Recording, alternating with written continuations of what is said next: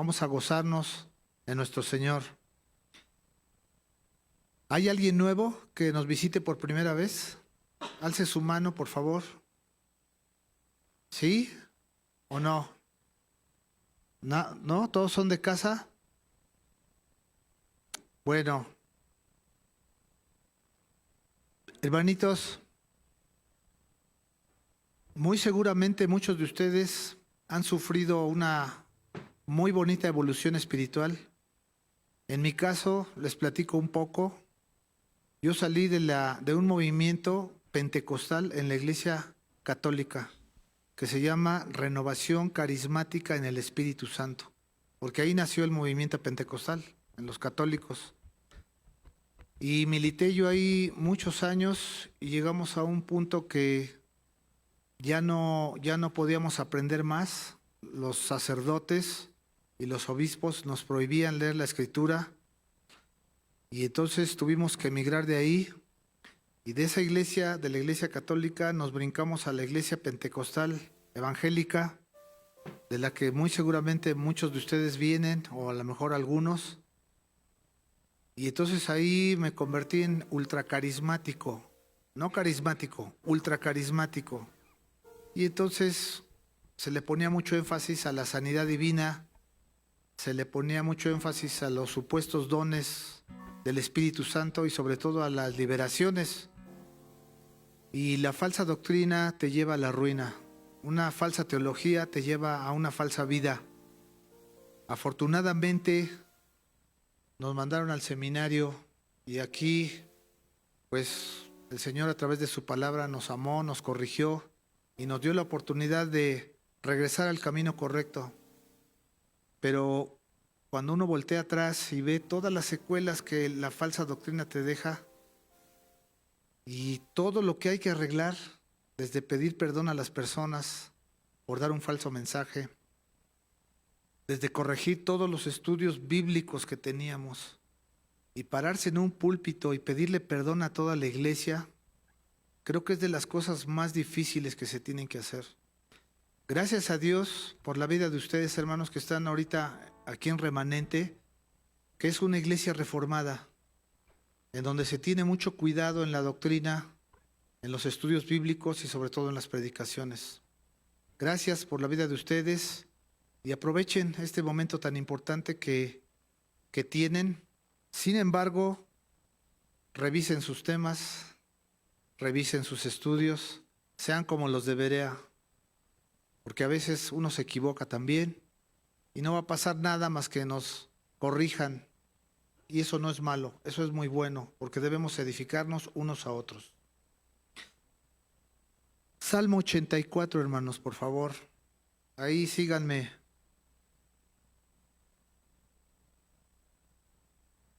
Doy ahí unos segunditos antes de pasar a las alabanzas con nuestros hermanos. Salmo 84, son 12 versículos. Sigan conmigo. Dice así: cuán amables son tus moradas, oh Jehová de los ejércitos. Anhela mi alma y aún ardientemente deseas los atrios de Jehová. Mi corazón y mi carne cantan al Dios vivo. Aún el gorrión halla casa y la golondrina nido para sí, donde pongan sus polluelos cerca de tus altares, oh Jehová de los ejércitos, Rey mío y Dios mío. Bienaventurados los que habitan en tu casa, perpetuamente te alabarán. Bienaventurado el hombre que tiene en ti sus fuerzas, en cuyo corazón están sus caminos. Atravesando el valle de lágrimas lo cambia en fuente, cuando la lluvia llena los estanques. Irán de poder en poder, verán a Dios en Sión. Jehová Dios de los ejércitos, oye mi oración. Escucha, oh Dios de Jacob. Mira, oh Dios, escudo nuestro, y pon los ojos en el rostro de tu ungido.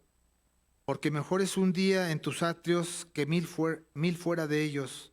Escogería antes estar a la puerta de la casa de mi Dios, que habitar, en las moradas de maldad. Porque sol y escudo es Jehová Dios. Gracia y gloria dará Jehová. No quitará el bien a los que andan en integridad. Jehová de los ejércitos, dichoso el hombre que en ti confía. Ahí donde estás vamos a comenzar con una oración y luego pasamos a los himnos, hermanos.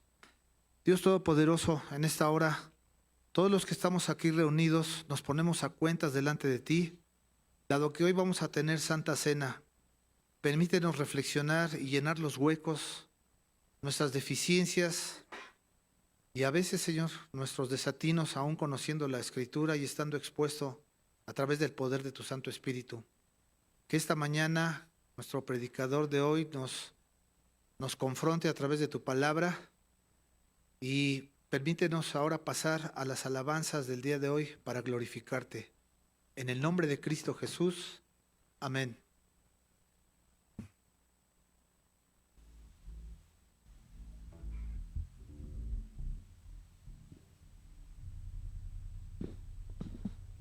Buenos días, hermanos. Vamos a ponernos de pie para alabar y glorificar el nombre de Dios. Amén.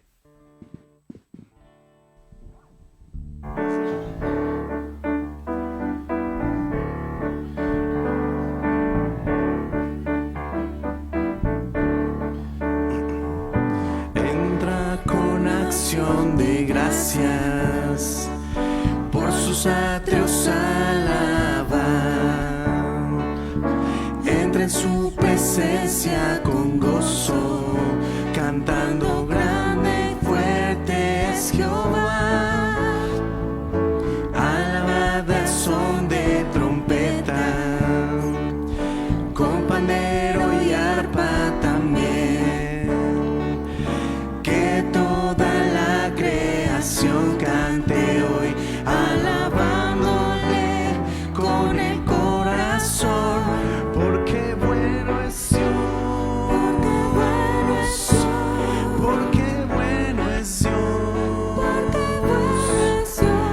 porque bueno es Dios, para siempre es su misericordia. Porque bueno es Dios, porque bueno es Dios, porque bueno es Dios, para siempre es su misericordia.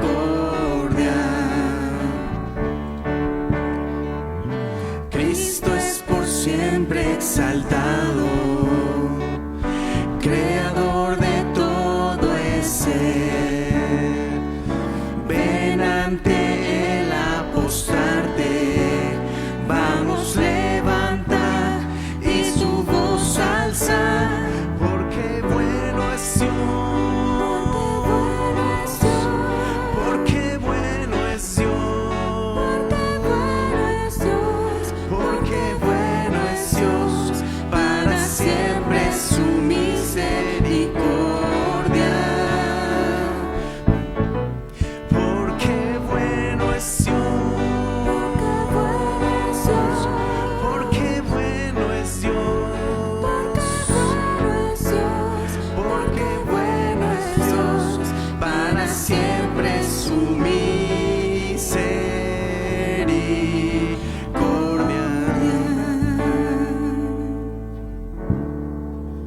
Amén. El siguiente canto se titula Venid glorificar a Dios.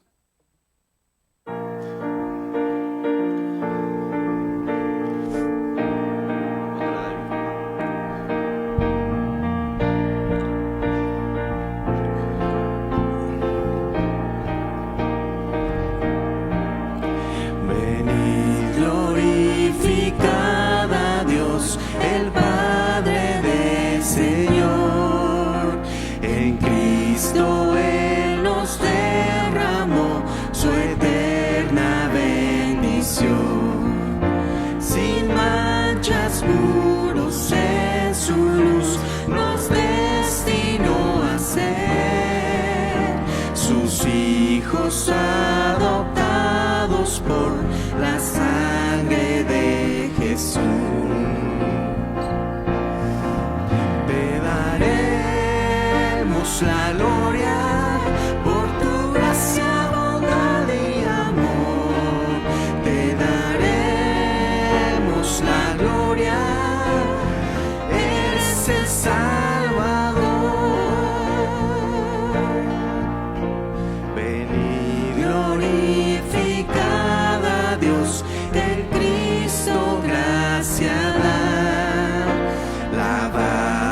todas nuestras culpas, por tenemos redención. En él Dios ya nos reveló su eterna voluntad. Que sea Cristo el Señor, su plan se cumplirá. Te daremos la gloria por su gracia, bondad y amor.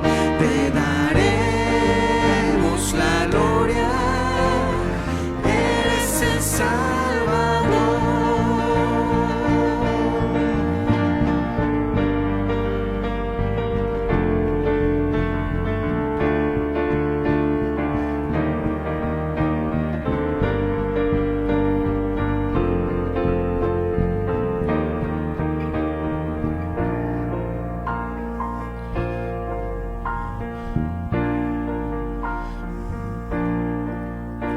Ven y glorificar a Dios, creyentes del Señor.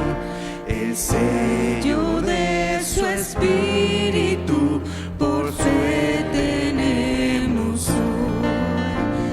Él garantiza nuestra fe hasta el día final.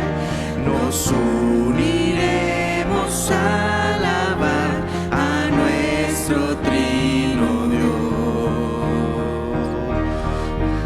Te daremos la gloria por tu gracia, bondad y amor.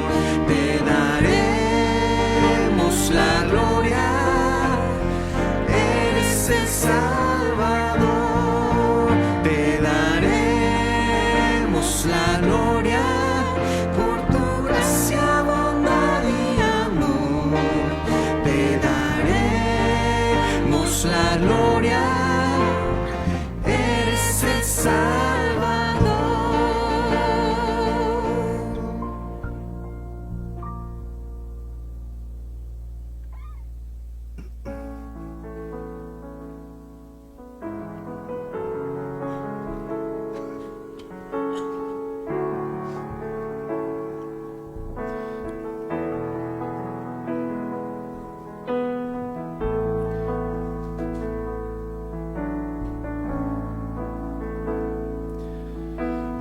El esplendor de un rey,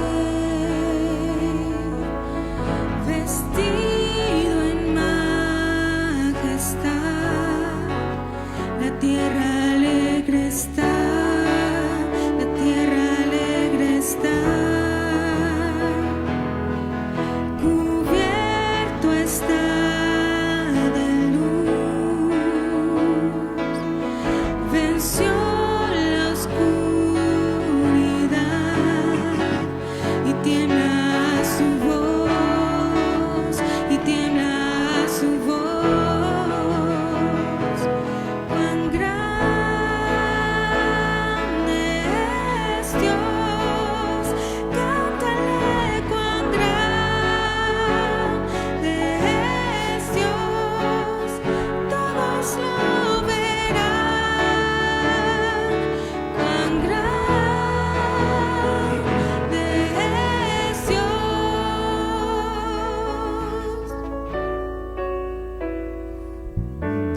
Día a día Él está, y el tiempo está en Él, principio y el fin, principio y el fin. La Trinidad en Dios, el Padre, Hijo, Espíritu, Cordero y el León, Cordero y el León. Cuán grande es Dios,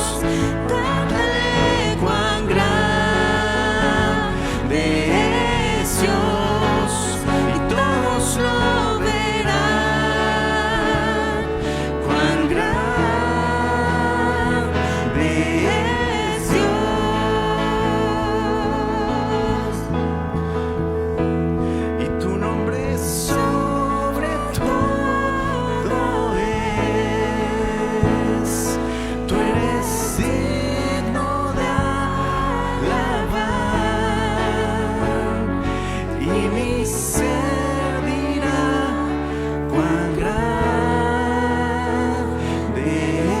es Dios,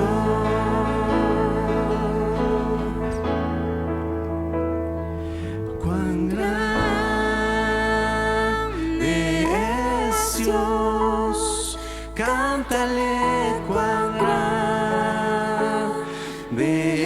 es Dios y todos lo verán. Cuán grande es Dios.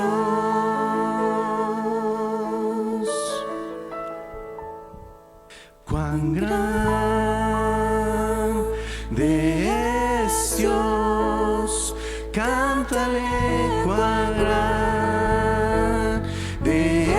es Dios y todos lo verán. Cuán grande es Dios. Mi corazón entona la canción. Cuán grande es Él.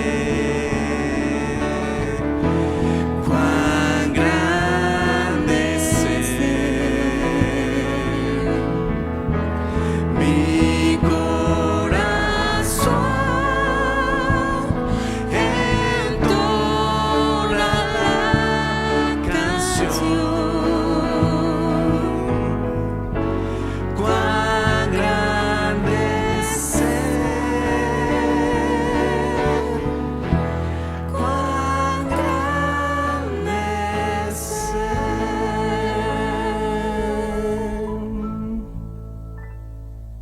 Amén. Le damos gloria a Dios. Amén. Tomen su lugar, hermanos. Vamos a darle lugar a nuestro hermano.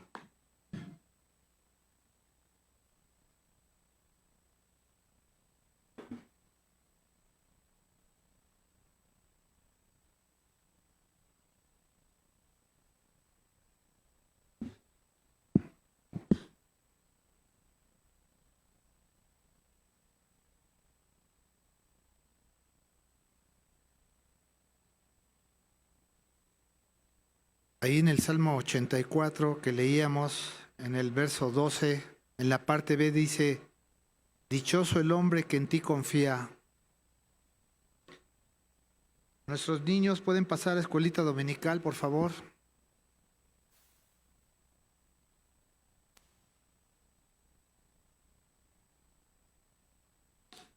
Vamos a estar preparados y le pido a nuestro predicador, a Jonathan, que pase por favor. Tengan ahí sus Biblias a la mano, sus cuadernos, a los que les guste anotar.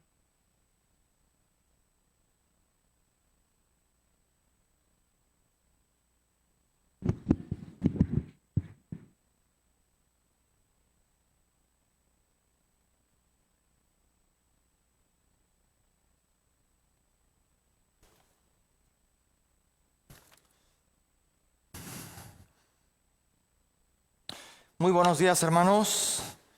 Es un honor, un gozo estar nuevamente con ustedes compartiendo la palabra de Dios.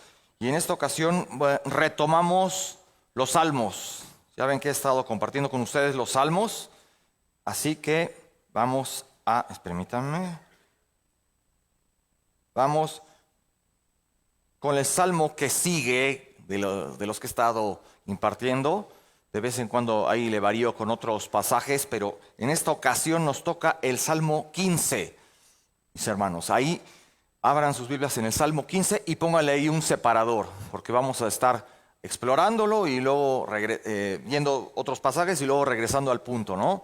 Pero vamos al Salmo 15, que le titulé el mensaje El carácter de aquel a quien Dios recibe. El carácter de aquel a quien Dios recibe. Ay, si alguien me pudiera prestar un pañuelito para lentes. Ahorita estoy medio empañado. El título del Salmo se titula simplemente ¿Cómo estar cerca de Dios? Ay, gracias. En este, hermanos, el rey David medita sobre las exigencias éticas y el carácter del hombre que es recibido en la presencia divina. No tenemos una ocasión precisa para este salmo, pero bien puede haber sido escrito entre el año 998 y el 1000 antes de Cristo. Todo eso cuando se trasladó el arca del pacto a Jerusalén. Y eso todo lo vemos nosotros en 2 de Samuel 6. En el segundo libro de Samuel, capítulo 6. Anótenlo si quieren saber más del asunto, de la historia, del contexto histórico. Fue un momento en el que David estuvo muy preocupado por las preguntas formuladas y respondidas en este salmo. Así que vamos, hermanos, leamos el Salmo 15. Y dice la palabra de Dios: los que habitarán en el monte santo de Dios. Salmo de David, obviamente, pues el autor, el rey David. Y dice la palabra: Jehová, ¿quién habitará en tu tabernáculo? ¿Quién morará en tu monte santo? El que anda en integridad y hace justicia y habla verdad en su corazón. El que no calumnia con su lengua, ni hace mal al prójimo, ni admite reproche alguno contra su vecino. Aquel a cuyos ojos el vil es menospreciado, pero honra a los que temen a Jehová. El que aun jurando en daño suyo, no por eso cambia. Quien su dinero no dio a usura, ni contra el inocente admitió cohecho. El que hace estas cosas no resbalará jamás. Amén, Señor. Bendito Señor, gracias te damos por permitirme compartir con mis hermanos esta tu bendita palabra, escrita por tu siervo David, y de quien sacamos mucho provecho, de quien obtenemos mucha sabiduría, tanto en David como en Salomón, su hijo. Grandes tesoros de la Escritura nos tienes reservados aquí. Solamente hay que escarbar y sacarlos a flote para poder aprender y aplicarlos a la vida actual. Señor, gracias por tu palabra. En nombre de Cristo Jesús. Amén. ¿Qué es lo que sucedió en aquellos años? Vámonos un poco más atrás. Dios le dijo a Moisés que le construyera un tabernáculo durante la gran salida de Egipto hasta la tierra prometida. Todo eso ustedes lo ven en Éxodo, capítulos del 25 al 30. Anótelos, no lo vamos a leer porque es mucho texto, pero el contexto histórico es ese. Dios le dijo a Moisés que construyera un tabernáculo. Ahí está, Éxodo 25 al 30. Y ahí podemos aprender todo lo que fue para la preparación para construirlo. Y en el monte Sinaí habían de suceder dos importantes sucesos. En primer lugar, la promulgación de la ley. La promulgación de la ley. Y en segundo lugar, el levantamiento del tabernáculo. Ese sería el centro portátil de culto de Israel, ¿sabían? Ese sería el centro portátil de culto de Israel. Y ahí en el libro de Éxodo, Israel podría acudir para sacrificar, adorar y tener comunión con Dios. Ya después, cuando el pueblo de Israel queda permanentemente en su tierra, el tabernáculo iba a ser reemplazado por el templo, una estructura permanente en la ciudad de Jerusalén, ya en el sur. Pero durante alrededor de 450 años, el tabernáculo sería el centro de culto al Señor por parte de Israel. ¿Qué sucede? En Éxodo 26, en el monte Sinaí, es donde fueron dados a Moisés los diseños bien detallados para construirlo. El tabernáculo mismo debía quedar rodeado por un atrio exterior y su estructura, parecida a la de una tienda, tendría dos áreas, el lugar santo y el lugar santísimo. Los que han leído el Antiguo Testamento saben bien de qué hablo. Y todo esto formando parte del diseño. Y nos topamos con varios muebles y altares. Y así que ya en los capítulos 35 al 36 de Éxodo, de los capítulos 35 al 36, vemos que la construcción final del tabernáculo debe financiarse mediante la ofrenda voluntaria del pueblo. Mediante la ofrenda voluntaria del pueblo. Gracias a Dios que se recibe más de lo necesario. Y los materiales son entregados a hombres bendecidos con tremendas habilidades y de tremenda sabiduría de Dios para ocuparse de la construcción del tabernáculo con todos sus complementos y todos sus detalles. Siempre es hermoso, ¿verdad? Siempre es hermoso y lo más ideal que nosotros canalicemos nuestros talentos en servir al Señor. ¿No es así? Siempre lo más ideal y lo que nos produce gozo, verdadero gozo, hermanos. Así que los recursos son sabiamente destinados a hombres capaces de diseñar el tabernáculo. Este habría de ser construido de manera exacta conforme al último detalle. ¿Saben por qué? Por cuanto era una imagen de la persona y de la obra redentora de Jesucristo en el futuro. Y ellos no lo sabían, todos ellos no lo sabían, pero Dios sí lo sabía. Como escribió el autor de Hebreos aproximadamente un milenio después, en Hebreos 9 del 11 al 12, ¿qué es lo que escribió? Hebreos 9 del 11 al 12. Pero ya estando ya presente Cristo, sumo sacerdote de los bienes venideros, por el más amplio y más perfecto tabernáculo, no hecho de manos, es decir, no de esta creación, y no por sangre de machos cabríos ni de becerros, sino por su propia sangre. Entró una vez para siempre en el lugar santísimo, habiendo obtenido eterna redención. Bellísimo. Y bueno, pues ya cuando fue acabado el tabernáculo finalmente y promulgada la ley, la gloria de Dios llenó la estructura. El Señor había venido a residir en el medio de su pueblo. Todos abandonaron el monte Sinaí y era hora de viajar a Canaán, la tierra prometida, a Canaán. Ya el pueblo de Israel tenía ahora su constitución.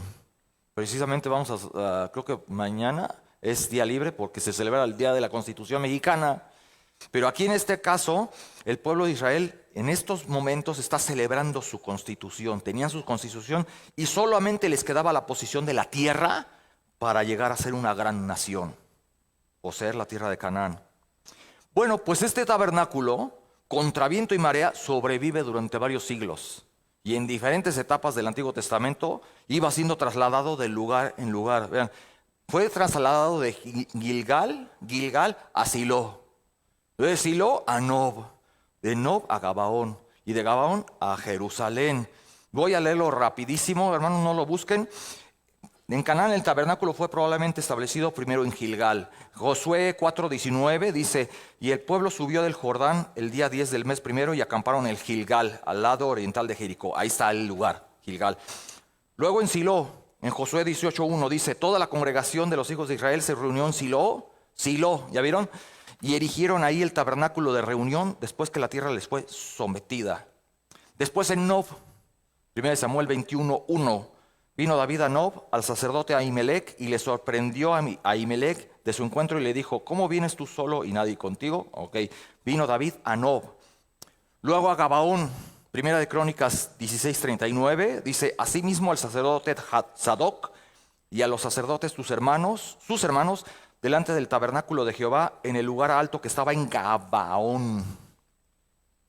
Primera de Crónicas 21, del 28 al 30, dice, viendo David que Jehová le había oído en la era de Onrán Jebuseo, ofreció sacrificios allí. Y el tabernáculo de Jehová, que Moisés había hecho en el desierto, y el altar del holocausto, estaban entonces en el lugar alto de Gabaón. Pero David no pudo ir allá a consultar a Dios, porque estaba atemorizado a causa de la espada del ángel de Jehová. Y ya para la época donde estamos situando este salmo, ya para esta época y cuando David escribió el salmo, es muy posible, muy probable que el arca del pacto estuviera finalmente en la ciudad de Jerusalén. Ahora sí, acompáñenme a 2 de Samuel 6:17, segundo libro de Samuel 6:17, y miren lo que dice. 2 de Samuel 6:17. Metieron pues el arca de Jehová y la pusieron en su lugar en medio de una tienda que David le había levantado. ¿Y qué hizo David? Sacrificó David holocaustos y ofrendas de paz delante de Jehová. Dado que era el lugar donde el hombre se encontraba con Dios a través del trabajo de los sacerdotes y de la práctica del sacrificio, el anhelo de David era de habitar en el tabernáculo. Fíjense bien, el anhelo de David de habitar en el tabernáculo era en realidad su deseo más profundo, el deseo de David de habitar en la presencia de Dios. Ese era su deseo. ¿No queremos tener ese anhelo, hermanos? El anhelo de David de habitar en el tabernáculo era en realidad el deseo de habitar en la presencia de Dios. Por lo tanto, solo vamos a dividir este capítulo en 2 puntos. La pregunta, ¿quién puede presentarse delante de Dios? Pregunta 1, o sea, el primer punto. ¿Quién se presenta delante de Dios? ¿Quién se presenta delante de Dios? Y la 2, la respuesta. El carácter del que puede. El carácter del que puede. Así que vamos al primer punto. La pregunta, ¿quién puede presentarse delante de Dios? ¿Quién puede venir al tabernáculo de Dios? Vamos a ver cómo comienza este salmo, hermanos. Ya vimos el contexto y ahora lo que David escribe. El primer versículo, vemos, Jehová, ¿quién habitará en tu tabernáculo? El Salmo 15. ¿Quién habitará en tu tabernáculo? En cierto sentido, aquí la pregunta de David es como figurativa, ¿no? Como los hijos de Coré, David pudo haber deseado vivir ahí en la casa de Dios, ¿no? Y la palabra traducida habitará se traduce del hebreo gur y se puede considerar mejor como estadía. Estadía, describe como una visita, recibiendo la hospitalidad de un anfitrión, ¿no? En tienda de campaña. Y esto se entiende mejor en su contexto a la luz de las costumbres de la hospitalidad en el antiguo cercano oriente. Por ejemplo, el comentarista McLaren nos dice, y cito, en la amable hospitalidad del mundo antiguo, un huésped estaba protegido de todo daño, su persona era inviolable y todos sus deseos eran satisfechos. De modo que el invitado de Jehová está a salvo, y así puede pedir asilo de todo enemigo y participar de toda la abundante provisión de su morada. Eso se hacía en las costumbres antiguas del Medio Oriente. Dice Salmo 61:4, yo habitaré en tu tabernáculo para siempre, estaré seguro bajo la cubierta de tus alas. ¿Ven cómo transmite esa seguridad de protección? ¿Ven cómo David tiene en mente la vida que vive en la presencia de Dios? Que camina en estrecha comunión con el Señor, porque el corazón, la mente y la vida están todos en sintonía con el corazón, la mente y la vida de su Señor. Y así debería ser con nosotros, hermanos. Así debería ser con nosotros. Así que como mencioné, David pudo haber deseado vivir en la casa de Dios. Pero hay un impedimento para este rey. David no era sacerdote. Era rey, pero no era sacerdote. Así que hay ese anhelo de él. Escribió él mismo David en el Salmo 84. Lo leímos con nuestro hermano Edgar. Salmo 84, ¿no? Anhela mi alma y aún ardientemente desea los atrios de Jehová. Mi corazón y mi carne cantan al Dios vivo. Aún el gorrión halla casa y la golondrina nido para sí, donde ponga sus polluelos. Cerca de tus altares, oh Jehová de los ejércitos, Rey mío y Dios mío, bienaventurados los que habitan en tu casa, perpetuamente te alabarán. Y luego ya en el versículo 10 dice, porque mejor es un día en tus atrios que 1000 fuera de ellos. Escogería antes estar a la puerta de la casa de mi Dios que habitar en las moradas de maldad, dice David. Así que, ¿quién puede venir al monte del templo de Dios? ¿Quién morará en tu monte santo? Dice David. ¿Quién morará? Aquí la palabra morará, hermanos, tiene un sentido más permanente que la palabra habitará en la línea anterior. Es como si David escribiera, ¿quién puede ser recibido como invitado en la tienda de Dios, disfrutando de todas las protecciones de su hospitalidad? ¿Quién puede? Como que se ve un anhelo profundo de David, ¿no? ¿Quién vivirá como ciudadano en su monte santo? Por cierto, monte santo, solo hubo uno. Un monte santo, la Biblia lo llama Sión, el monte Sión, está situado en la tierra de Israel, al norte. Pero el salmista está hablando de aquellos que entrarán en el reino divino, en el reino mesiánico. Ya hablando más a profundidad, es entrar al reino mesiánico. ¿De qué manera tan maravillosa le escribe el autor de Hebreos a sus destinatarios? ¿No? Miren, vamos a Hebreos nuevamente, Hebreos 12. Hebreos 12 del 18 al 25, hermanos. Hebreos 12. Porque ya ven que el autor le está escribiendo a sus destinatarios, principalmente judíos, que ya están bien familiarizados con toda la costumbre judía. Entonces les dice el autor, Hebreos 12, 18, porque no os habéis acercado al monte que se podía palpar y que ardía en fuego, a la oscuridad, a las tinieblas y a la tempestad, al sonido de la trompeta y a la voz que hablaba, la cual los que la oyeron rogaron que no se les hablase más, porque no podían soportar lo que se ordenaba. Si aún una bestia tocara el monte, será apedreada o pasada con dardo. Y tan terrible era lo que se veía, que Moisés dijo: estoy espantado y temblando, sino que habéis acercado al monte de Sión, a la ciudad del Dios vivo, Jerusalén la celestial, a la compañía de muchos millares de ángeles. ¿Ven, hermanos? ¿Cómo es algo más espiritual, más divino? A la congregación de los primogénitos que están inscritos en los cielos, a Dios el juez de todos, a los espíritus de los justos hechos perfectos, a Jesús el mediador del nuevo pacto, y a la sangre rociada que habla mejor que la de Abel. Mirad que no desechéis al que habla, porque si no escaparon ellos que desecharon al que los amonestaba en la tierra, mucho menos nosotros si desecháremos al que amonesta desde los cielos. Tremendas palabras para los creyentes judíos y para también nosotros, gentiles, nosotros los creyentes actuales. Tremendas palabras, ¿no?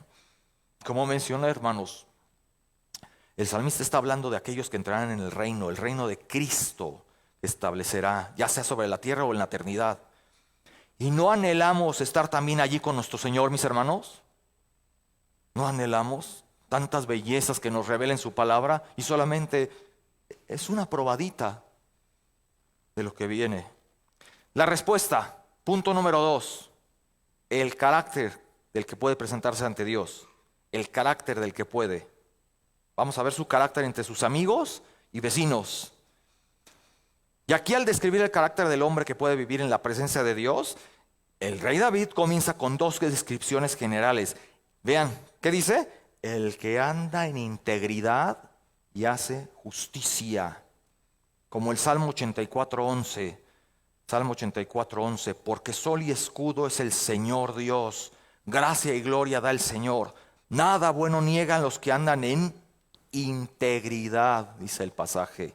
Salmo 84:11. A los que andan en integridad. Obviamente hay que ver las cosas desde el contexto histórico, hermanos. David habla desde la perspectiva del pacto abrámico y del pacto mosaico.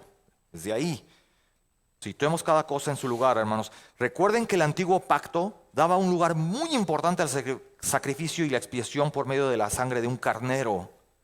También se enfatizaba mucho la obediencia, como lo vemos en Levítico 26 y Deuteronomio 28. Anótenlo, no vamos a abrirlo. Levítico 26 y Deuteronomio 28. Ahí está una lista preciosa de bendiciones a la obediencia, así como las consecuencias a la desobediencia, ¿no? Por lo tanto, el necio no podía esperar bendición, mucho menos la bendición de la presencia de Dios. Ni siquiera la busca, como estábamos viendo ahí en el estudio, ¿verdad? De ellos, de su decisión, nada, lo vimos ahorita con el pastor, nadie busca al Señor, nadie, es obra de Dios, la salvación es de Jehová. Así que el necio espera bendición de sus dioses, bendición, pero no podía obtener la bendición de la presencia del Dios verdadero. En cambio, el nuevo pacto en Cristo, la era que estamos viviendo hoy en día, nos da una base diferente para la bendición y la relación con Dios. Creer en la obra expiatoria definitiva de Jesucristo en la cruz. La otra vez platiqué de si querías judaizarte, sobre la circuncisión. Si te quieres judaizar, pues todavía el día de hoy hay judíos que están deseando establecer un lugar donde hagan sacrificios de animales. Todavía hasta el día de hoy. Por lo que es no creer en el sacrificio único y suficiente de Cristo. Y ahí están esclavizados a seguir ofreciendo sacrificios de animales. Pero bajo el nuevo pacto es diferente. Creer en la obra expiatoria de Cristo. Y aún así el principio de David también es exacto, bajo el nuevo pacto en este sentido. ¿Cuál es? La conducta de la vida es un reflejo de su comunión con Dios y de la esperanza de llegar a ver al Señor cara a cara. ¿No es así, hermanos? La esperanza de ver al Señor. Y Dios siempre ha basado la bendición y la maldición de acuerdo a la actitud de nuestro corazón, no de acuerdo a una obediencia mecánica, externa. siempre a la actitud del corazón de la persona. Y ahora, hermanos, bajo el nuevo pacto, un caminar recto siempre va a ser el resultado de la comunión con Dios fundada en la fe. Repito, un caminar recto es el resultado de la comunión con Dios fundada en la fe. Como escribió el apóstol Juan en 1 de Juan 1:6, si decimos que tenemos comunión con Él y andamos en tinieblas, mentimos y no practicamos la verdad. Benjamin Franklin, este hombre nacido en 1706, ustedes lo conocen, fue un estadista político y científico americano, cuyo rostro lo vemos en los billetes de $100. ¿Sí lo ubican? A Benjamin Franklin. Él dijo una vez: solo el hombre íntegro es capaz de confesar sus faltas y de reconocer sus errores. Muy bonita frase. Solo el hombre íntegro es capaz de confesar sus faltas y de reconocer sus errores. Tenía razón. Espero en Dios que haya sido salvo. Proverbios 28:18, hermanos. Proverbios 28:18. El que anda en integridad será salvo. Vean cómo la Biblia siempre relaciona integridad con acercarse al Señor, con ser salvo. El que anda en integridad será salvo, mas el que es de camino torcido caerá de repente. Proverbios 28:18. Seguimos al pasaje, hermanos. Continuamos. Y habla verdad en su corazón. Aquí vemos cómo David entiende que una vida recta y justa se conoce por la forma en que alguien habla. Y a veces tenemos la boquita bien floja, hermanos. Hablamos de más y sacamos el cobre.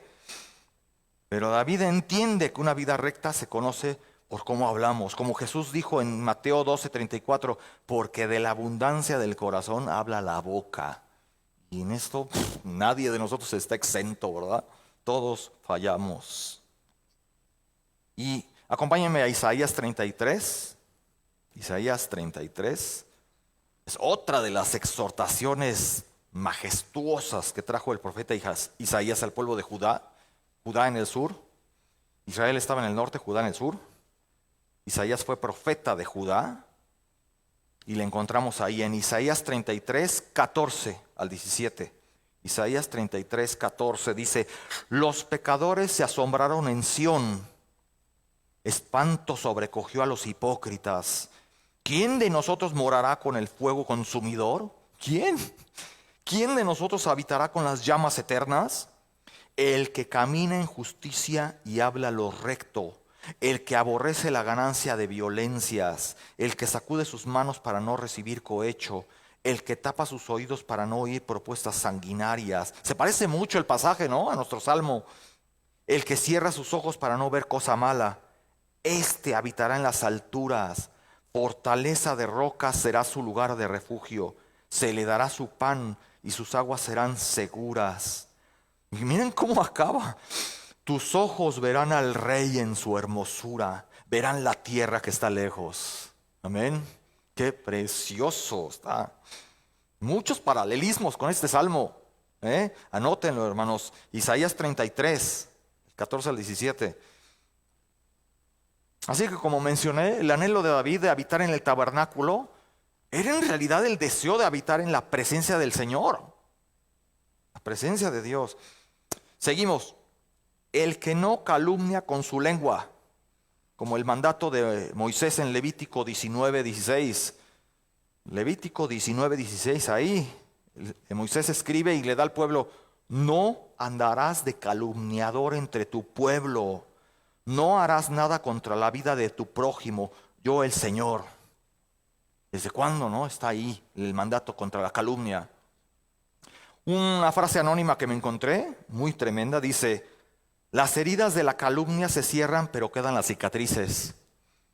Tengamos cuidado, hermanos, lo que decimos. Las heridas de la calumnia se cierran, pero quedan las cicatrices. El comentarista Adam Clark escribió esto, y cito: la calumnia es un bribón que te robaría tu buen nombre. Es un cobarde que hablaría de ti en tu ausencia lo que no se atrevió a hacer en tu presencia. Y solo un perro en mal estado volaría y te mordería la espalda cuando tu rostro se volviera. Todas esas tres ideas están incluidas en el término calumnia y todos se encuentran en el detractor y el calumniador. Tu lengua es la lengua de un bribón, un cobarde y un perro. Eso dijo Adam Clarke. Napoleón Bonaparte, el famoso emperador francés, nacido en 1769, Napoleón Bonaparte dijo: el mal de la calumnia es semejante a la mancha de aceite, deja siempre huellas. ¿Qué le habrá pasado a Napoleón para que dijera eso? El mal de la calumnia es semejante a la mancha de aceite, siempre deja huellas. ¿Y qué tal es de difícil quitar el aceite? Ahí está la evidencia, ¿no? Jacinto Benavente, que fue un dramaturgo español, nacido en 1866, Jacinto Benavente dijo, y cito: si murmurar la verdad aún puede ser la justicia de los débiles, la calumnia no puede ser otra cosa que la venganza de los cobardes. Repito, si murmurar la verdad aún puede ser la justicia de los débiles, la calumnia no puede ser otra cosa que la venganza de los cobardes. Jacinto Benavente. Dijo James Montgomery Boyce, un hermano en la fe que ya partió con el Señor, dijo, creo que está tremendo, y él en su ministerio y en su experiencia lo dijo, creo que se ha hecho más daño a la iglesia y su obra por el chisme, la crítica y la calumnia que por cualquier otro pecado. Entonces digo, no lo hagas, dice el hermano Boyce. Entonces digo, no lo hagas. Muerde tu lengua antes de criticar a otro cristiano. Muy buena exhortación del hermano Boyce. Seguimos con el Salmo. Ni hace mal al prójimo, ni admite reproche alguno contra su vecino. David también sabe que la justicia se expresa en la forma en que nos tratamos unos a otros, ¿no es cierto? Podríamos haber pensado que David habría dado mayor prioridad a las obligaciones religiosas, ¿no? O en el rito externo, como a las ceremonias de sacrificio, purificación, ¿no? Que ciertamente tenían su lugar muy importante, ¿no? Pero son inútiles sin la piedad práctica de ser honesto y honorable con los vecinos y amigos. Tener ese corazón piadoso. Santiago 4:11, ¿qué es lo que nos dice el apóstol Santiago? Santiago 4:11, tremendo. Hermanos, no habléis mal los unos de los otros. El que habla mal de un hermano o juzga a su hermano, habla mal de la ley y juzga a la ley. Pero si tú juzgas a la ley, no eres cumplidor de la ley, sino juez de ella. Como que ahí siento un ligero sarcasmo en Santiago, ¿no? Como diciendo, tú te estás poniendo a nivel de Dios. Tú no eres juez, no eres Dios. En las palabras de David también vemos la obra más profunda de Jesucristo que nos ordenó. ¿Cuántas cosas nos ordenó el Señor? Vayamos a Mateo 5. Mateo 5 es lo que nos dice nuestro Señor Jesús. Mateo 5, 43 al 48. Oísteis lo que fue dicho, amarás a tu prójimo y aborrecerás a tu enemigo. Pero yo os digo, amad a vuestros enemigos, que es de las cosas más difíciles que hay, ¿no? Amad a vuestros enemigos, bendecid a los que os maldicen. ¿Quién de nosotros hace eso? Haced bien a los que os aborrecen y orad por los que os ultrajan y os persiguen, para que seáis hijos de vuestro Padre que está en los cielos, que Él mismo, Dios Padre, hace salir su sol sobre malos y buenos, y que hace llover sobre justos e injustos. Porque si amáis a los que os aman, ¿qué recompensa tendréis? ¿No hacen también lo mismo los publicanos? Y si saludáis a vuestros hermanos solamente, ¿qué hacéis de más? ¿No hacen también así los gentiles? Sed pues vosotros perfectos como vuestro Padre que está en los cielos es perfecto. Seguimos, hermanos, su carácter entre personas difíciles. Aquí sigue David dando la lista. Aquel a cuyos ojos el vil es menospreciado. ¿Qué significa? David sabe que no podemos amar el bien, al menos que también nos opongamos al mal. Como escribió su hijo Salomón en Proverbios 8:13, el temor de Jehová es aborrecer el mal. Eso es tener temor de Dios. El temor de Jehová es aborrecer el mal. Dijo el pastor J. Vernon McGee, que también está en la presencia del Señor, pastor J. Vernon McGee, y cito, Se habla de aquel a cuyos ojos el indigno es menospreciado, o sea que está hablando de aquel que desprecia al indigno, al perverso, quien Dios reprueba. En nuestra cultura contemporánea, y eso que el hermano ya vivió hace bastantes años, en nuestra cultura contemporánea, lamentablemente y con frecuencia, se cumple lo opuesto. Es decir, que la persona vil es honrada y la persona recta y fiel a Dios es despreciada. Siempre, ¿verdad? Siempre en cada era hay algo así. Hasta en los derechos humanos, ¿no? En la política. Se protege más al delincuente. Se aboga más por él, pero ay, que no le hagan nada, que no lo toquen, no lo lastimen, más que a la víctima. Vivimos en un mundo patas para arriba, al revés. Sin embargo, según el salmista, este hombre justo también honra a los que temen a Jehová. ¿Por qué? Por muchas razones, pero especialmente por hermanos. Dios hace sus juicios sobre los hombres sobre una base piadosa, no por favoritismo o adulación, mucho menos con alguna intención ventajosa o corrupta como la hace el hombre, ¿no? Cuando a veces predicamos y confrontamos a la gente, sí, muchas veces nos la regresan diciendo, no juzgarás. Ay, no juzgar. No es, ay, ¿por qué Dios juzga? ¿Qué no es amor? No, Dios, su juicio es santo. Su juicio es santo. No por nada Job, en Job 32, si quieren anotarlo, Job 32 del 21 al 22. Job 32, 21 al 22. No por nada este hombre, un gran hombre de Dios, dijo, que no haga yo acepción de personas. Ese es el juicio desventajoso, o ventajoso más bien. Que no haga yo acepción de personas, ni use lisonja con nadie. ¿Ven los extremos? No use lisonja con nadie, porque no sé lisonjear. De otra manera mi hacedor me llevaría pronto. ¿Qué está dando a entender Job? Si me pongo a lisonjear, de hipócrita, de mustio, Dios me quita la vida y me lleva. Eso está dando a entender Job. A quien Dios rechaza, el salmista, el rey David, lo rechaza. Y a quien Dios ama, él lo ama.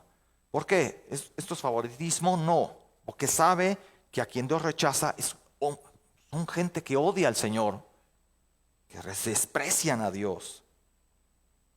Salmo 119, 63. Compañero soy de todos los que te temen y de los que guardan tus preceptos. Compañero soy de todos los que te temen y de los que guardan tus preceptos. Regresamos al Salmo, hermanos. El que aún jurando en daño suyo, no por eso cambia. ¿Qué significa esto? La idea detrás es que el hombre cumple sus promesas incluso cuando ya no le conviene hacerlo. Hay veces que no nos conviene. Ay, dan ganas de cambiar de opinión, ¿no? Pero si hiciste un juramento, cúmplelo. La idea es esa. Levítico 19:12. Levítico 19:12 dice, y no juraréis en falso por mi nombre, profanando así el nombre de tu Dios, yo el Señor.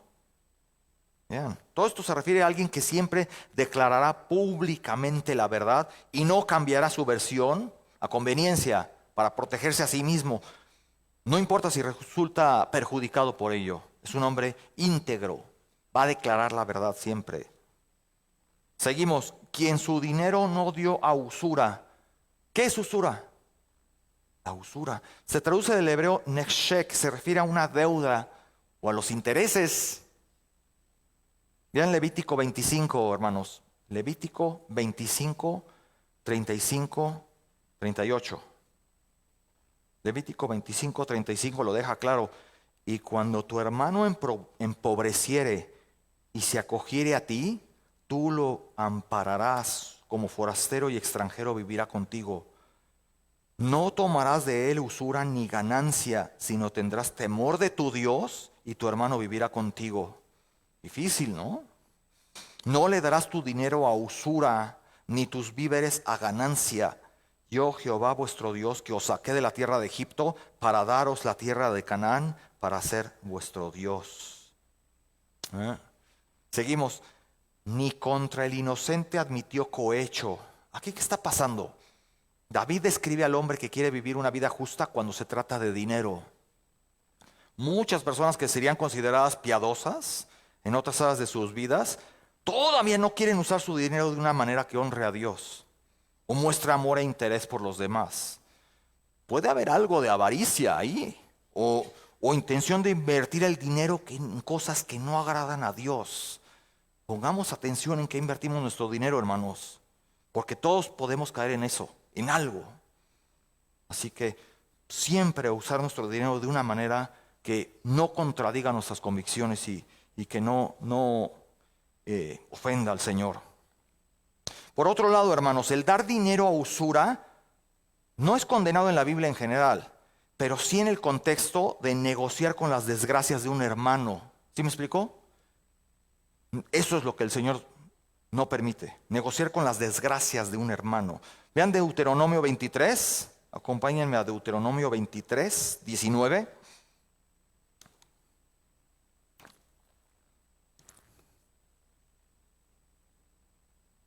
Deuteronomio 23, 19 al 23. Vean las leyes que da el Señor, que le daba al pueblo de Israel. No exigirás de tu hermano interés de dinero, ni interés de comestibles, ni de cosa alguna de que suele exigir interés. Del extraño podrás exigir interés, mas de tu hermano no lo exigirás, para que te bendiga Jehová tu Dios en toda obra de tus manos, en la tierra donde vas para tomar posesión de ella. Cuando haces voto a Jehová tu Dios, no tardes en pagarlo, porque ciertamente lo demandará Jehová tu Dios de ti, y sería pecado en ti. Mas cuando te abstengas de prometer, no habrá en ti pecado. Mejor no prometas que prometer y no cumplir. Pero lo que hubiere salido de tus labios, lo guardarás y lo cumplirás. Integridad, hermanos. Lo guardarás y lo cumplirás conforme lo prometiste a Jehová tu Dios, pagando la ofrenda voluntaria que prometiste con tu boca, con tu boca. Por cierto, en tiempos de Moisés, todo esto es contexto para este salmo, hermanos. En tiempos de, un dato curioso que encontré, en tiempos de Moisés, aunque no lo crean, las tasas de interés llegaban hasta el 50%. ¿Qué préstamos Banamex ni qué nada? 50% las tasas de interés. Así que la ley de Dios imponía unas reglas bien estrictas a los préstamos y créditos. Deuteronomio 24, hermanos, acompáñenme. Deuteronomio 24, 10 al 13. Cuando entregares a tu prójimo alguna cosa prestada, no entrarás en su casa para tomarle prenda, y te quedarás fuera, y el hombre a quien prestaste se sacará la prenda. Y si el hombre fuere pobre, no te acostarás reteniendo aún su prenda. Sin falta le devolverás la prenda cuando el sol se ponga, para que pueda dormir en su ropa y te bendiga, y te será justicia delante de Jehová tu Dios. Dijo, nuevamente cito a James Montgomery Boyce, y cito: estoy convencido de que la preocupación de este versículo no es recibir intereses por el dinero prestado, aunque parezca decir eso, sino a quien se cobran los intereses. En otras palabras, el versículo se refiere a la codicia que eclipsa a la justicia. Está buena esa frase de James Montgomery Boyce. El versículo se refiere a la codicia que eclipsa a la justicia. Buenísimo. Por cierto, la mejor ilustración del Antiguo Testamento del abuso del que habla el versículo 5 está en Nehemías 5, hermanos, anótenlo. Todo el capítulo de Nehemías 5, todo el capítulo. Ahí donde todos los ricos aprovechaban de los pobres, entre los exiliados, cuando todos deberían haber estado ayudándose unos a otros y no lo hacían. Los ricos aprovechaban de los pobres. Toda la vida ha sido lo mismo, ¿verdad? Toda la vida. Lo bueno es que aquí el gobierno de Morena es primero los pobres, ¿no? Por el bien de México, primero los pobres. A ver si de veras, cuando acabe el sexenio, se cumple. ¿Qué dijo el Señor? A los pobres siempre tendrán entre ustedes. Nunca va a pasar esto, ¿no? Pero bueno, la bendición que viene de este carácter. Y sí nos ha ayudado un poco, pero es que los pobres siempre va a haber. Nunca va a terminar ese desnivel, ¿no? Esa desventaja entre ricos y pobres. Siempre ha habido, todas las eras de la historia, siempre han habido gente muy rica y la mayoría muy, muy amolada. La bendición que viene de este carácter, hermanos, el que hace estas cosas no resbalará jamás. Así es como concluye David su salmo. El que hace estas cosas no resbalará jamás. Aquí en el sistema del antiguo pacto, esta estabilidad de vida es una bendición de Dios para los obedientes. Salmo 10, del 7 al 10, también ya me tocó enseñarles sobre este salmo, pero regresamos un poco a repasarlo, hermanos. Salmo 10, del 7 al 10, como dice David: bendeciré a Jehová que me aconseja. Aún en las noches me enseña mi conciencia. A Jehová he puesto siempre delante de mí, porque está a mi diestra, no seré conmovido. Se alegró por tanto mi corazón y se gozó mi alma. Mi carne también reposará confiadamente, porque no dejarás mi alma en el Seol, ni permitirás que tu santo vea corrupción. Vean cómo David tiene en mente el sistema básico basado en el desempeño del antiguo pacto. El que ha agradado a Dios con este tipo de desempeño puede esperar siempre la bendición de Dios. El que agrada a Dios puede esperar su bendición. Proverbios 10, del 27 al 30. Proverbios 10, 27. El temor de Jehová aumentará los días. Ahí está un fruto, ¿no? Mas los años de los impíos serán acortados. La esperanza de los justos es alegría. ¿Ven, hermanos? No hay motivo para que nos deprimamos. La esperanza de los justos es alegría, mas la esperanza de los impíos perecerá. Si es que tienen esperanza. Como no creen en el Señor, pues ¿de dónde se agarran, no? ¿Qué esperanza tienen en el futuro? Muchos hasta piensan que no, ya te mueres y ahí acabó la cosa. Como animalito, ¿no? Ahí, a la tumba. Pero no hay algo más allá. No hay esperanza de nada. Hasta algunos cínicamente dicen, la vida es muy corta. Vive de la vida loca que es muy corta. Pero ¿y qué más? Nada. No hay esperanza. Perecerá, mas la esperanza de los impíos perecerá. Seguimos con el Proverbios 10, 27, versículo 29. El camino de Jehová es fortaleza al perfecto, pero es destrucción a los que hacen maldad. El justo no será removido jamás. Se parece, ¿no?, al Salmo. Pero los impíos no habitarán la tierra. Así, aquí vemos que la idea detrás de no resbalará jamás, de David, es que este justo será un huésped en el tabernáculo de Dios para siempre. Siempre estará firme. Como el Salmo 61. Salmo 61, del 4 al 5. Yo habitaré en tu tabernáculo para siempre. Estaré seguro bajo la cubierta de tus alas, Selah. Porque tú, oh Dios, has oído mis votos, me has dado la heredad de los que temen tu nombre. Vemos, hermanos, cómo ya bajo el nuevo pacto, ya una vez a estos tiempos modernos, bajo el nuevo pacto, toda la promesa de estabilidad y seguridad se da a aquellos que permanecen en la fe. Y esa fe es evidente a través de una vida vivida de obediencia general. Como dijo nuestro Señor Jesús, y seréis aborrecidos de todos por causa de mi nombre. Mas el que ¿qué? Que persevere hasta el fin, ese será salvo. Ese demostrará que es salvo, está dando a entender el Señor. En palabras del Nuevo Testamento podríamos expresarlo así, como el apóstol Juan lo escribió, Primera de Juan 2:17. Primera de Juan 2:17 dice, y el mundo pasa y sus deseos, pero el que hace la voluntad de Dios, ¿qué? Permanece para siempre. En realidad lo que David estaba diciendo aquí era exactamente lo que le dijo el apóstol Santiago en su epístola en el capítulo 2, verso 18. Muéstrame tu fe sin tus obras y yo te mostraré mi fe por mis obras. Juan Calvino lo expresó de esta manera. Juan Calvino dijo, la fe sola salva, pero la fe que salva no está sola. ¿Entendieron? La fe sola salva, pero la fe que salva no está sola. Viene acompañado de fruto. Y ya como conclusión, hermanos, si hacemos un repaso rápido de los salmos que hemos estado viendo, vemos muchas cosas que tienen cierta conexión. Por ejemplo, Salmo 13 nos refleja los aprietos por los que va a pasar el pueblo de Dios en la gran tribulación. Salmo 13. Salmo 14 nos muestra la depravación del ser humano de los últimos tiempos, ¿no? Dice el necio en su corazón, no hay Dios. Y toda esta depravación resultará evidentemente en su actitud de negar al Señor, ¿no? Porque lo odia. Y eso lo va a expresar en su conducta de impureza moral y espiritual y en su actitud de rebelión. Y ahora en este salmo, hermanos, el Salmo 15, nos habla de aquellos que van a entrar al reino. Que van a entrar al reino. Nos describe las características de los que van a estar delante de un Dios santo, quien pide santidad de sus oradores. Y como seres humanos siempre tendemos a ir a los extremos, ¿no? Por un lado, a veces se enfatiza tanto la santidad que las personas no se atreven a acercarse a Dios, ¿no? Hay un terror ahí, no es un temor santo. Y el otro extremo es tomar la adoración y la oración con una actitud bien liviana, demasiado liviana.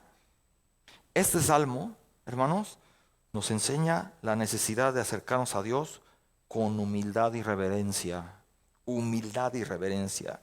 Y hemos de reconocer que nadie lo cumple a la perfección. Pero los salmistas también reconocieron la gracia de Dios, ¿no? Seguros de su misericordia y de su perdón, por el cual estamos aquí, ¿no es cierto, hermanos? Estaban seguros de su misericordia y su perdón. Y pudieron acercarse al Señor con humildad y a la vez con plena confianza. ¿Ven el hermoso equilibrio?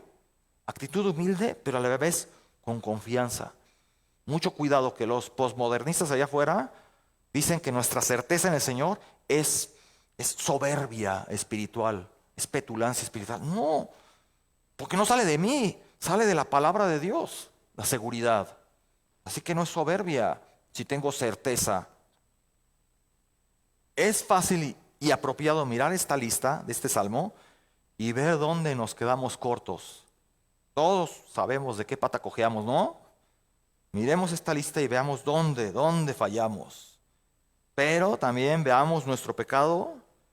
Ver nuestro pecado en este salmo debería llevarnos a Cristo.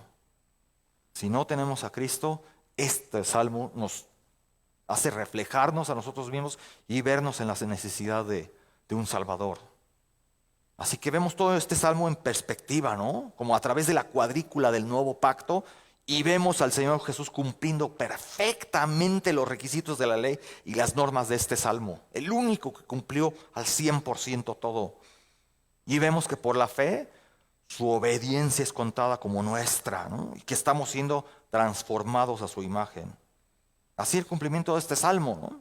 Deberías marcar cada vez más nuestra vida. La gran pregunta formulada al principio del salmo, ¿quién va a estar ante la presencia de Dios? La respuesta sería aquellos que han tenido una fe en Dios que ha producido una vida de justicia. Aquellos que han tenido una fe en Dios que ha producido una vida de justicia. Y uno de los cambios en esta vida justa es también ponerle freno a nuestro pecado, ¿sí o no? Como dijo el comentarista Morgan, continuar en el pecado es frustrar el propósito mismo de Dios en la gracia. Hacer eso es ser excluido de su tabernáculo, ser excluido del monte santo. Obvio que pecamos, hermanos, pero no podemos practicar el pecado. Y muy cierto, ¿no? Hay hermanos que hablan mucho sobre la venida del Señor, mucho de escatología y hasta quieren adivinar el día del Señor que vendrá. Sin embargo, no apreciamos muchos cambios en sus vidas. Esas personas que dicen estar esperando al Señor, ahí lo vemos, muchos youtubers que predican y se afanan y se emocionan por la escatología y todo, pero puro show. Hermano, hermana, si usted realmente cree que Jesús va a venir pronto, o incluso si usted cree que estará algún día ante la presencia del Señor para dar cuenta de su vida, tendrá que asegurarse de vivir su vida de tal manera que ésta tenga valor para Dios. Esa será la verdadera prueba que demostrará si usted le ama y espera el regreso de nuestro Señor Jesucristo. Inclinemos nuestro rostro. Gracias, Señor, por esta bendita palabra, tu palabra en la boca del salmista y el rey David. El rey David quería estar en tu presencia, lo anhelaba, pero él sabía que como humano no cumplía todos los requisitos, porque todos tenemos pecado, pero tú nos ayudas, Señor, en tu espíritu a poder ser obedientes, Señor. Y si alguien no tiene al Señor, puede ver claramente que nada no tienen nada con qué identificarse, Señor. Solamente tu Espíritu nos hace cumplir y ser obedientes a tu palabra y nos da esperanza para verte algún día cara a cara, Señor. Gracias por tu palabra y tus enseñanzas en los textos de los preciosos salmos, Señor. Bendito seas. En nombre de Cristo Jesús. Amén. Muchas gracias, hermanos. Que Dios bendiga su palabra.